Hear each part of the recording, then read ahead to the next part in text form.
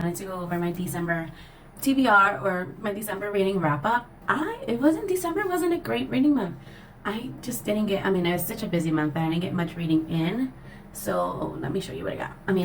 These are all the books that I had planned to read in December, and only a few were highlighted. So my number one was my ARC that now comes out in like a couple days, and I've had it since I think like November.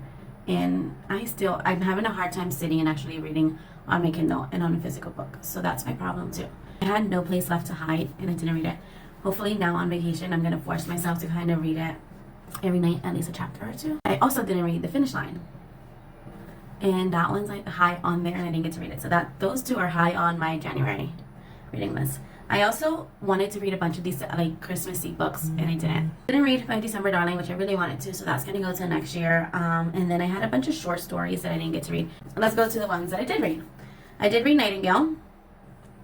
I'm gonna do a review on that one. I like the woman more. I'm just gonna say that.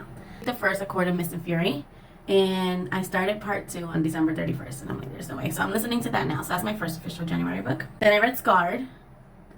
I read The Christmas Murder Game. I read Pen Pal, part of my book club, and The Christmas Fix. Those were all really good. I also finished, so those are the only ones that I read that were part of my TBR. 1, 2, 3, 4, 5, 7. So yeah, 7's still better than none, so it's still a good month. And then I had started in November and I finished in December Torn and Jar of Hearts.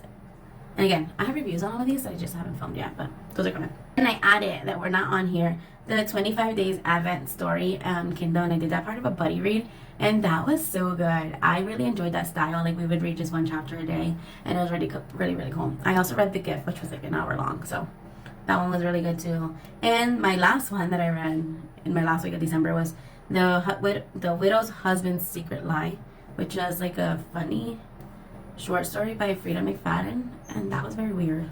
I don't know how I feel about that one. So yeah, not a great month, but more coming. I'm gonna rank these and another one. I just haven't had time to rank them all. But my favorite book is gonna be The Quiet Tenant. It was a thriller and it was really, really good. Definitely should read it. Bye guys.